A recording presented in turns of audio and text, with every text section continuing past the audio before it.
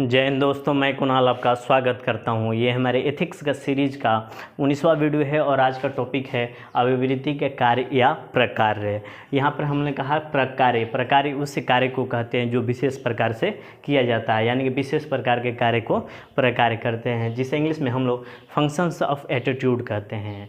Lecture में आगे बढ़ने से पहले कार्य को थोड़ा समझ लेते हैं। इसके दो संदर्भ होते हैं। जो कार्य होते हैं इसके दो पक्ष होते हैं, जिसमें पहला होता है सकारात्मक पक्ष, दूसरा होता है नकारात्मक पक्ष। सकारात्मक पक्ष उस पक्ष को कहते हैं जिससे हमें लाभ होता है, उस वो कार्य करने से हमें क्या क्या लाभ होता है वो सकारात्मक पक्ष के अंतर्गत आएगा, और नकारात्मक पक्ष के अंतर्गत वो कार्य करने से क्या क्या हानियाँ होती है उसको हम लोग देखेंगे। उसी तरह हम लोग अब इसी चीज़ को, इस जो कार्य हुआ इसके सकारात्मक और नकारात्मक पक्ष रहा, यानी कि लाभ और हानि के आधार पर, अभिवृत्ति को लाभ और हानि के आधार पर इसको दो संदर्भों में देखेंगे, व्यक्ति के संदर्भ में और समाज के संदर्भ में। लेकिन हालांकि हम लोग यहाँ अभिवृत्ति को व्यक्ति के संदर्भ में ही देखेंगे, क्योंकि व्यक्तियों के मिलने से ही, कई व्यक्तियों के मिलन से ही समाज का निर्माण होता है, तो समाज ऑटोमेटिक समाहित हो जाता है। व्यक्ति को देख लेंगे तो ठीक है।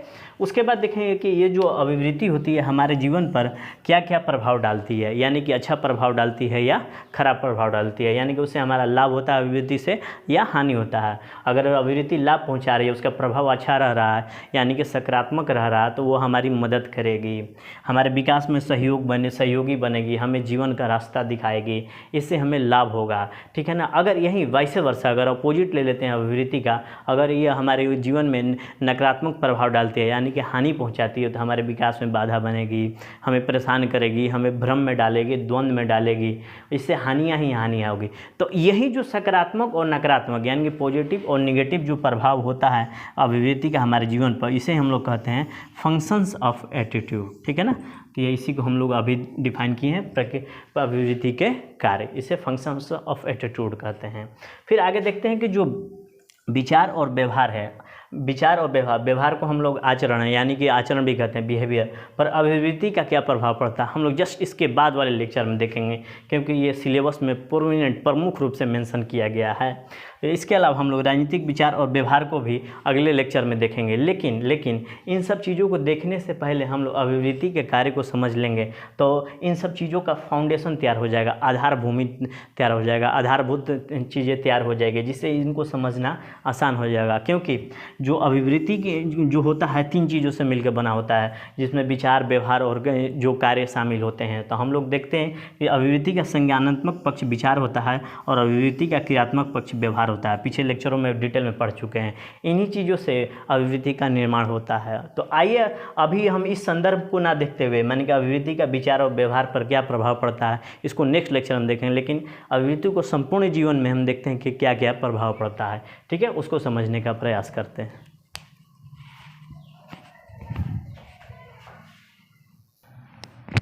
आइए अब देखते हैं कि संपूर्ण जीवन पर अभिवृत्ति का क्या प्रभाव पड़ता है, मतलब उसका संपूर्ण जीवन पर सकारात्मक प्रभाव पड़ता है या नकारात्मक प्रभाव पड़ता है, हमें अभिवृत्ति से लाभ होती है, हानि होती है, क्या अभिवृत्ति हमें मदद कर रही है, इन सब चीज़ों को विचार में रखकर हम लोग अभिवृत्ति को देखते हैं। तो सबसे पहले हम लोग देखते हैं कि सकारात्मक कार्य, ठीक है ना, इसमें सकारात्मक कार्य को देखेंगे सबसे पहले। तो उसमें संज्ञानात्मक कार्य आ जाएगा, सब संज्ञानात्मक, ठीक है।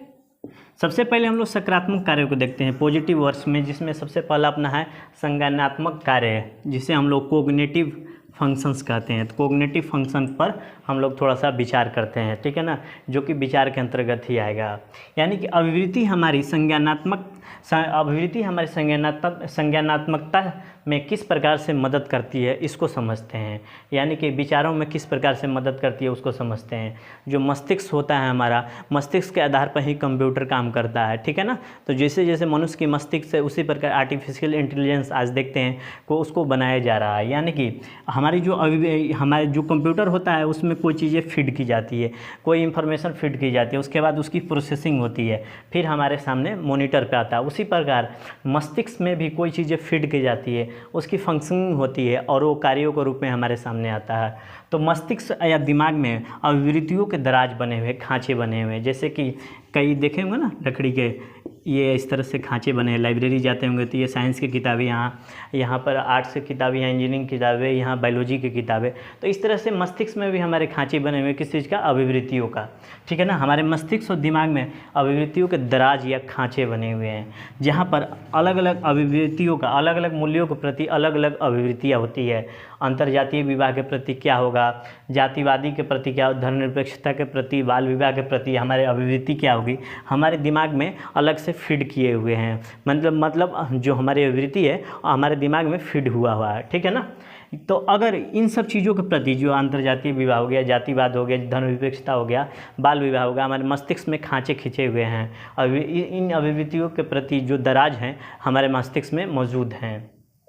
अगर इन चीज़ों के प्रति अनुकूल आता है या प्रतिकूल चीज़ें आती है तो हमारा मस्तिष्क प्रतिक्रिया करता है। अगर इन सब चीज़ों के प्रति अगर चीज़ें प्रतिकूल आ रही है तो हमारे दिमाग के दराजे और मजबूती से कस जाते हैं। यानी कि इसके प्रति कोई चीज़ें विपरीत चीज़ें आती है, माने कि इन सब चीज़ों के विपक्ष में चीज़ें आती है, ठीक है ना, तो हमारे मस्तिष्क जो होते हैं, मस्तिष्क के दराज होते हैं, मजबूती से बंद हो जाते हैं। यानी कि इन सब चीज़ों को हम लोग रिजेक्ट करना शुरू कर देते हैं। अगर इसी के अनुकूल आ जाते हैं, इसी के अनुकूल कोई चीज़ें आती है तो हमारे दिमाग के दराजे खुल जाते हैं, उद्दीप्त हो जाते हैं, माने कि प्रज्वलित हो जाते हैं और हम लोग उस चीज़ को स्वीकार कर लेते हैं। जैसे कि एक एग्जांपल के तौर पे लेते हैं, आप बहुत ज़्यादा जातिवादी आदमी हैं, अगर कोई आर्टिकल पढ़ रहे हैं, न्यूज़ पर पढ़ रहे हैं या किताब में पढ़ रहे हैं जहाँ पर जातिवाद का समर्थन किया जा रहा है, तो आप लोग उस चीज़ को चाव से पढ़ेंगे। यानी कि आप जातिवादी हैं तो आपके अनुकूल चीज़ें आई है तो आप उस चीज़ों को एक्सेप्ट करेंगे, स्वीकार करेंगे, उस चीज़ों के दिमाग में आपका उद्दीप्त होता चला जाएगा। जैसे कि मैं बचपन में क्रिकेट का बहुत ज़्यादा शौकीन था, आज भी हूँ, तो क्रिकेट से न्यूज़ें जितनी भी आती थी मैं उसको बड़ा चाव से पढ़ता था। तो इस चीज़ के मेरे जो अभिवृत्ति थी क्रिकेट के प्रति बहुत सकारात्मक थी और उसके से रिलेटेड जो आर्टिकल आ गया, यानी कि उसके अनुकूल चीज़ें आ गई तो मैं बहुत ज़्यादा पसंद करने लगता था। यानी कि अभिवृत्तियों के अनुकूल कोई चीज़ें आती है तो हमारे दिमाग के दराजे खुल जाते हैं, जो हमारे मस्तिष्क के दराजे हैं वो खुल जाते हैं, उस चीज़ को स्वीकार करने लगती है। लेकिन वहीं पे प्रतिकूल चीज़ें आती है तो हमारे दिमाग के दराजे बंद हो जाते हैं, मजबूती से और कस जाते हैं, हम चीज़ों को अस्वीकार करने लगते हैं, उस चीज़ों को रिजेक्ट करने लगते हैं। ठीक है। उसके बाद देखेंगे जो स्मृतियाँ ही विचार बनती है, जो हमारे पास जो स्मृतियाँ हैं वो विचार बनती है। ये कब उद्दीप्त होती है और कब उद्दीप्त नहीं होती है, ये हमारे अभिवृत्ति पर निर्भर करती है। जो सूचना है वही विचार में तो कन्वर्ट होते हैं ना आगे चलकर, तो वही कह रहा हूँ। ये कब उद्दीप्त मतलब आगे हमारे सामने दिखाई देना, हमने वो बढ़ चढ़ के आगे दिखाई देना, और कब उद्दीप्त नहीं होती है ये हमारी अभिवृत्ति पर निर्भर करती है। जैसे कि जो अभिवृत्ति होती है हमें बहुत सारी चीज़ों में मदद करती है, तभी देखते हैं कि ये कब उद्दीप्त होती है कब नहीं उद्दीप्त होती है।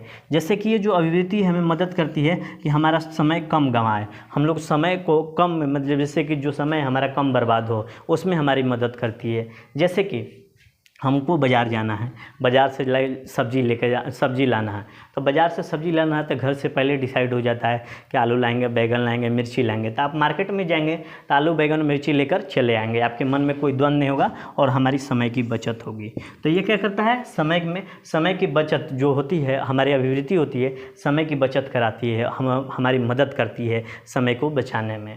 लेकिन वही व्यक्ति अगर बाज़ार जा रहा है, सब्ज़ी लाना है, लेकिन क्या डिसाइडेड नहीं है कि सब्ज़ी लाना है, तो वहाँ जाके वो हर चीज़ें ढूंढेगा, यहाँ मोल भाव करेगा, वहाँ जाएगा, ये सब्ज़ी देखेगा, वो सब्ज़ी, और द्वंद्व में फंसेगा तो समय ज़्यादा लगेगा। तो देखिए ये जो पहले से हमारी अभिवृत्ति बनी हुई है कि नहीं ये सब चीज़ें लाना है, पहले से फीड है हमारे दिमाग में, तो वहाँ जाके बाज़ार में उसकी प्रोसेसिंग होगी और हमें जो दिखेगा हम उसके तरफ जाएंगे और हम चीज़ें उठा कर थैले में बंद करके चलाएँगे और इससे हमारा समय की बचत होगी। जैसे एक और चीज़ लिखते हैं कि अभिवृत्ति हमें मदद तो करती है समय बचाने में, इसके अलावा अनावश्यक या अवांछित सूचनाओं से भी बचाती है। जैसे कि मुझे शराब से नफरत है, शराब से जब नफरत है तो मैं दुकान पे नहीं जाऊंगा, दुकान पे तो नहीं जाऊंगा। इसके अलावा अगर शराब से रिलेटेड अगर न्यूज़पेपर में कोई चीज़ें छप रही है तो मैं उसको पढ़ूंगा भी नहीं, क्योंकि मेरे दिमाग में अवांछित चीज़ें एकत्रित होंगी। और उसके अलावा हम लोग देखते हैं कि हमारे समाज में बहुत सारा न्यूज़पेपर है, हमारे देश में बहुत सारा न्यूज़पेपर छपता है, times of India, the Hindu, Hindustan, Dainik Jagran. तो हम हम लोग अपनी अभिवृत्तियों के आधार पर न्यूज़पेपर का चुनाव करते हैं। न्यूज़पेपर का चुनाव हम उस आधार पर करते हैं कि उससे हमारी अभिवृत्तियाँ मेल खाती है कि नहीं, उसके अनुसार हम लोग न्यूज़पेपर चुनते हैं। और न्यूज़पेपर में इतने सारे पेज होते हैं, तो हम लोग सारे पेज को नहीं पढ़ते हैं। जहाँ हमारी एटीट्यूड मैच करती है, जैसे स्पोर्ट्स में, जैसे नेशनल न्यूज़ में, इंटरनेशनल न्यूज़ में, चाहे एडिटोरियल पेज पर, तो जहाँ हमारी एटीट्यूड, हमारी झुकाव जिस तरफ होगा, हमारा पसंद जिस तरफ होगा, उसको पहले हम लोग पढ़ने का प्रयास करते हैं और अनावश्यक चीज़ों को हम लोग छोड़ते हुए आगे बढ़ जाते हैं।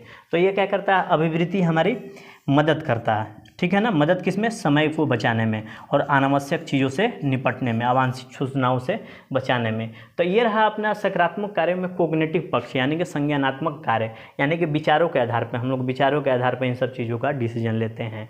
तो ठीक है, तो जो मस्तिष्क में जो अभिवृत्तियाँ के खाँचे हैं, उसके आधार पर उसमें वो समर्थन में है कि अनुकूल है या प्रतिकूल है, उसके आधार पे हम लोग उसको रिजेक्ट करते हैं या स्वीकार करते हैं। ये सब चीज़ें आपको देख ली।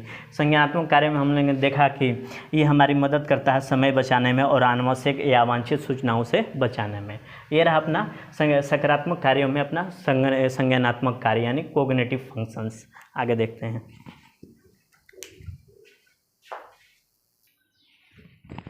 अब देखते हैं भावनात्मक कार्य, जिसे अफेक्टिव फंक्शन कहते हैं।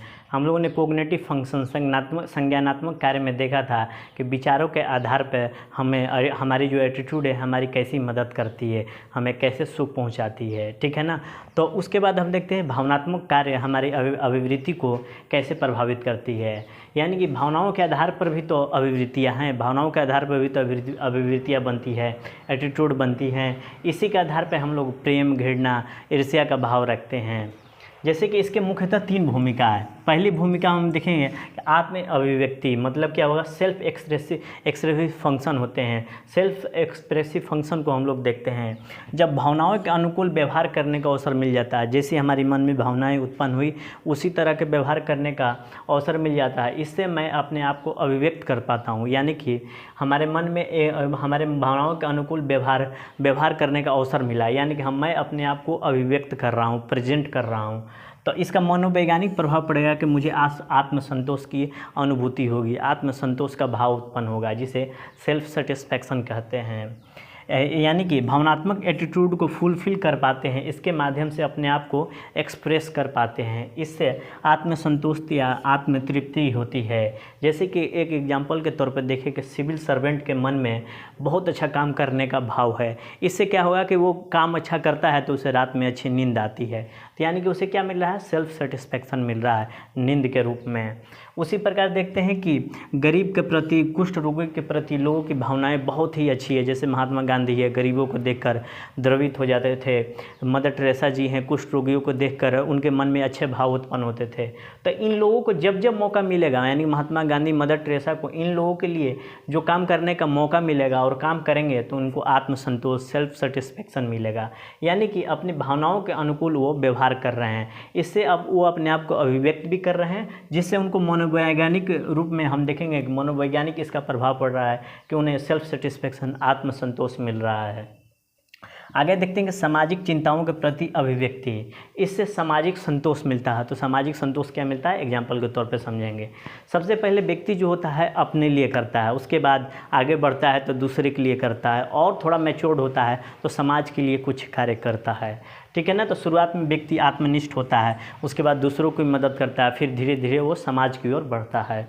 आत्मसंतोष और सामाजिक संतोष व्यक्ति के जीवन के लिए महत्वपूर्ण है। तो ऊपर हमने आत्मसंतोष को देखा था, अब थोड़ा सामाजिक संतोष को देखते हैं।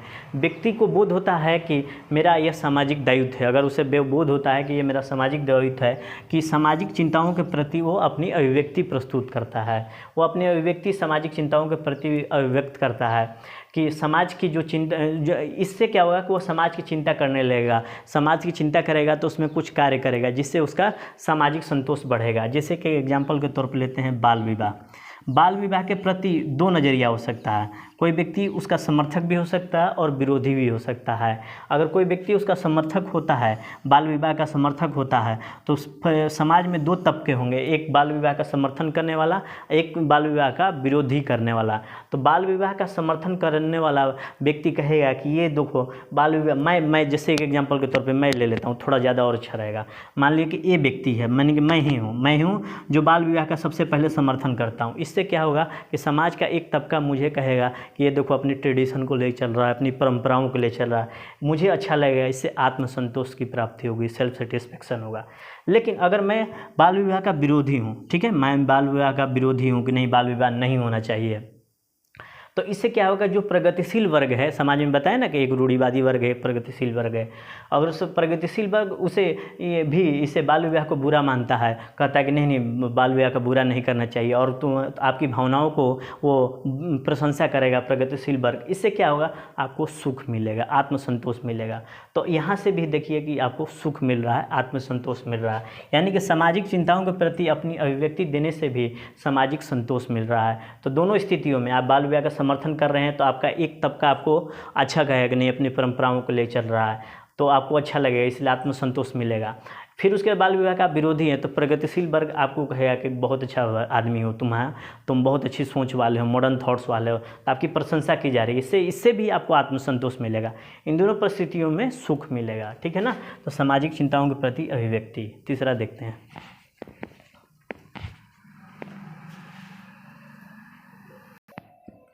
भावनात्मक कार्यों में तीसरी थी हमारी अभिवृत्ति के अनुकूल या प्रतिकूल। हमें सम्मान की प्राप्ति होती है, हमारी जैसी अभिवृत्ति होगी उसके अनुकूल सम्मान की प्राप्ति होती है समाज में, हमारा पहचान बढ़ता है, जिससे हमें आंतरिक सुख की प्राप्ति होती है, आंतरिक सुख का एहसास होता है। अगर एटीट्यूड अच्छे हों तो ऐसा लगता है कि जीवन सफल हो गया, लोग हमसे मिलने जुलने आते हैं। तो ये तीसरी रही। अब उसके बाद देखते हैं कि व्यवहारात्मक कार्य, बिहेवियरल फंक्शन क्या होता है, यानी कि जो एक्शन होता है वो इसका संबंध एक्शन और आचरण से है। मतलब क्या होगा, क्रिया सामान्यतः हम अपने अभिवृत्तियों के अनुसार करते हैं, यानी कि जो भी क्रिया करेंगे हम अभिवृत्तियों के हिसाब से करते हैं। एग्जाम्पल की मदद से समझेंगे, यानी कि जो क्रिया होती है कार्य करने में हमारी मदद करती है अभिवृत्तियाँ। उसके बाद जो अभिवृत्ति के अनुकूल क्रिया होगी उसके अभिवृत्ति क्रिया जो होती है अभिवृत्ति के अनुकूल होती है, इसलिए क्रिया के लिए जो निर्देश देता है वो एटीट्यूड होता है। तो यानी कि देखते हैं कि कैसे एटीट्यूड क्रिया को निर्देश देता है। जैसे कि अश्वेत हैं, ठीक है ना, ब्लैक लोग हैं, ब्लैक लोग के प्रति मेरा जो एटीट्यूड है वो नेगेटिव हो, तो हमारी क्रिया कैसे होगी उसको देखते हैं। अगर मैं बस में जा रहा हूँ तो वो अश्वेत व्यक्ति मेरे बगल में आकर बैठ जाता है और मैं देखता हूँ कि वो अश्वेत है, तो मैं कोशिश करूँगा कि अपना मेरा मुँह अपने आप एटीट्यूड के कारण मैं इससे घृणा करने लगूँगा, इससे दूर हटने का प्रयास करूँगा, मुँह घुमा लूँगा। अगर सीट कहीं और खाली है तो मैं सीट बदल कर चला जाऊँगा, तो ये मेरा निगेटिव एटीट्यूड हो गया। यानी कि अश्वेत व्यक्ति के प्रति मेरा नेगेटिव एटीट्यूड हुआ तो मेरी क्रिया क्या हो गई कि वहाँ से मैं सीट छोड़कर दूसरी जगह चला गया या मुँह फेर लिया। अगर अश्वेत व्यक्ति के प्रति मेरा एटीट्यूड पॉजिटिव है तो मैं उससे पूछूंगा नाम क्या है, कहाँ रहते हो, क्या करते हो। तो ये देखिए दोनों का फ़र्क हो जाता है, यानी कि एटीट्यूड जो होता है क्रिया करने के लिए निर्देश देता है। ठीक है, तो ये तीन चीज़ें हुई। तीन चीज़ों को हम लोग थोड़ा सा एक बार शॉर्ट में रिवीजन कर लेते हैं, जो कि सकारात्मक कार्य थे, जिसमें पहला था अपना संज्ञानात्मक कार्य, यानी कि विचारों की प्रोसेसिंग होती है। मैंने बताया ना कि कंप्यूटर में अगर कोई चीज़ें फीड करते हैं तो उसकी जाके सीपीयू में प्रोसेसिंग होती है और मॉनिटर पर हमारे सामने दिखाई देती है। उसी तरह विचारों को हमारे दिमाग में जो अभिवृत्तियाँ होती है उसके खाने अलग अलग है, दराज अलग अलग हैं, उसमें जाके प्रोसेसिंग होती है और उसके अनुकूल चीज़ें आई तो उसके प्रति समर्थन में आ जाएगा, उसको स्वीकार कर लेगा, और उसके प्रतिकूल चीज़ें आई उसको रिजेक्ट करना शुरू कर देगा। यानी कि विचारों का प्रोसेसिंग से अभिवृत्तियों के हिसाब से विचारों की प्रोसेसिंग होती है। इसी के अनुसार एटीट्यूड का भी निर्माण होता है और इसी एटीट्यूड से हम लोग अपनी समय की बचत करते हैं, फिर अनावश्यक अवांछित सूचनाओं से बचाव प्राप्त करते हैं। हमने एग्जाम्पल की मदद से समझा था कि समय कैसे बचत करते हैं, अवांछित या अनावश्यक सूचनाओं से बचते कैसे हैं, इसको हमने पढ़ा था पिछले स्लाइड में। उसके बाद आया था भावनात्मक कार्य, जिसमें आत्म अभिव्यक्ति, सामाजिक चिंताओं के प्रति अभिव्यक्ति और सम्मान की प्राप्ति होती थी। 3 चीज़ें इसमें देखी थी। उसके बाद व्यवहारात्मक कार्य, जिसमें क्रिया अभिवृत्ति के अनुकूल होते हैं, यानी कि क्रिया के लिए एटीट्यूड निर्देश देता है। एटीट्यूड जो होता है क्रिया के लिए निर्देश देता है कि किस तरह से क्रिया होनी चाहिए। ये रहा अपना पॉजिटिव पॉइंट अभिवृत्ति के कार्यों में, ये अपना सकारात्मक पक्ष रहा। अब नकारात्मक पक्ष देखते हैं।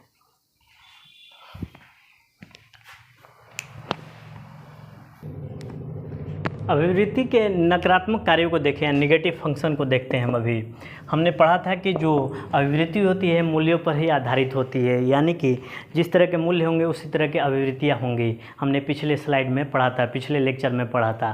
तो इस नकारात्मक कार्य को हम लोग एक एग्जाम्पल के तौर पे समझते हैं तो ज़्यादा समझ में चीज़ें आएगी। जैसे कि मेरा मूल्य है जातिवादी होना, यानी कि जातिवादी होना यानी कि रूढ़िवादी होना, यानी कि इससे क्या होगा कि जो हमारा एटीट्यूड होगा परिवर्तन विरोधी होगा, यानी कि जातिवाद को ख़त्म करना नहीं चाहेगा। वो हमेशा चाहेगा कि अपनी जाति का समर्थन करूं, विवाह जो करूं अपनी जाति में करूं, अंतर्जातीय विवाह का विरोध करेगा। ये जो परिवर्तन विरोधी होगा, जातिवादी होगा, ये जातिवादी पीढ़ी दर पीढ़ी चलती आएगी, जिससे क्या होगा कि समाज को कहीं ना कहीं रूढ़िवादी बनाते चला जाएगा। जैसे कि आज मैं जातिवादी हूँ तो ये जो जातिवादी का गुण मेरे पिता से आया, फिर उनको उनके पिता से आया, तो ये धीरे धीरे पूरे समाज में फैलता गया और पूरे समाज को जातिवादी रूढ़िवादी बना दिया। इस जातिवादी से क्या हुआ कि जो उच्च वर्ग हैं उनको तो लाभ मिलेगा ही मिलेगा, लेकिन जो निचले तबके के हैं, निम्न वर्ग के लोग हैं, उनको हानि मिलेगी। इसलिए संविधान में सरकारी नीतियों ने बहुत सारे निम्न वर्गों के लिए प्रावधान किया है, उनको मुख्य धारा में लाने के लिए, जिसमें आरक्षण एक प्रमुख भूमिका निभाता है। ठीक है। उसके बाद देखते हैं कि ये व्यक्ति को रूढ़िवादी बना देता है। मैंने बताया है कि व्यक्ति को ये रूढ़िवादी बना देता है। इसके अलावा वह व्यक्ति का दृष्टिकोण तटस्थ और वस्तुनिष्ठ नहीं रहता है। कोई व्यक्ति का जो दृष्टिकोण होता है वो तटस्थ और वस्तुनिष्ठ नहीं होता है। जैसे कि एग्जाम्पल के तौर पर लेते हैं, वह व्यक्ति बहुत ज़्यादा जातिवादी है लेकिन वो सिविल सर्वेंट बन गया। अब सिविल सर्वेंट बन गया, उसके मन में जातिवाद का बहुत ज़्यादा गुण है। जब उसके जाति के लोग आएंगे उसके काम को बहुत तेज़ी से करेगा, उसका समर्थन करेगा, लेकिन जिस जाति के प्रति उसका नफ़रत का भाव है उसके काम को वो लटकाए रहेगा। तो यानी कि वो तटस्थ नहीं रहा, वस्तुनिष्ठ नहीं रहता है, वो सब्जेक्टिव रहता है, यानी कि आत्मनिष्ठ रहता है, अपनी जाति के प्रति बहुत ज़्यादा अच्छी भावना रखता है, दूसरे के प्रति घृणा के भाव रखता है। उसके बाद देखते हैं व्यक्ति का लचीलापन खत्म हो जाता है। जैसे लचीलापन का मतलब फ्लेक्सिबिलिटी होता है, यानी कि समय और परिस्थिति के अनुसार बदलाव होता है फ्लेक्सिबल आदमियों में। लेकिन जो रूढ़िवादी आदमी होता है या नकारात्मक एटीट्यूड वाला आदमी रहता है या परिवर्तन विरोधी आदमी रहता है, उसके अंदर लचीलापन नहीं होता है। जैसे कि वो व्यक्ति, मान लिया कि कोई व्यक्ति सिविल सर्वेंट बन रहा है, वो मेट्रो शहर में रहता है, मेट्रो शहर मतलब दिल्ली जैसे शहरों में, लेकिन उसकी पोस्टिंग गांव देहात में होती है। गांव देहात में जाता है तो गांव देहात के लोगों से ही उनकी समस्याओं को सुनना है, उनसे समर्थन पाना है, लेकिन वो मेट्रो वाला माइंड अभी भी छोड़ नहीं पाया और गाँव वालों से नफरत करता है, तो वो गाँव वालों से अच्छे से बात भी नहीं कर पाएगा, इसलिए उसका गाँव के लोगों का समर्थन भी नहीं मिल पाएगा। तो देख रहे हैं ना, वो मेट्रो का गुण लेकर गाँव में गया, लेकिन गाँव में वो अपने गांव के अनुसार अपने को ढाल नहीं पाया, तो उसके अंदर का लचीलापन खत्म हो जाता है। एटीट्यूड का नेगेटिव कार्यों में देखें तो, नेगेटिव पर्सपेक्टिव से देखें तो, ठीक है। उसके बाद वंचित वर्गों के लिए यह हानिकारक होता है। जो महिला होती है, शोषित होते हैं, विकलांग होते हैं, उनके लिए ये हानिकर, ये जो एटीट्यूड होता है वो हानिकर स्थिति उत्पन्न करता है, जो परिवर्तन विरोधी होते हैं। क्योंकि जो हमारा समाज होता है, संस्कार होता है और इतिहास, इन्हीं तीनों का एटीट्यूड के कारण निर्माण होता है। अगर मैं परिवर्तन विरोधी हूँ, परंपरावादी हूँ, तो ये सारे एटीट्यूड मेरे अंदर डेवलप होते चला जाएगा, जो महिला, शोषित और विकलांगों को नुकसान पहुँचाएगा। तो ये रहा अपना जो अभिवृत्ति था उसका सकारात्मक पॉइंट और ये नकारात्मक पॉइंट। तो ठीक है, तो आज भर के लिए हम लोग अभिवृत्ति को यहीं रखते हैं। कल हम लोग अभिवृत्ति का अलग रूप को देखेंगे। ठीक है, तो आज भर के लिए इतना ही। आपके सभी के लिए धन्यवाद, नमस्कार, जय हिंद।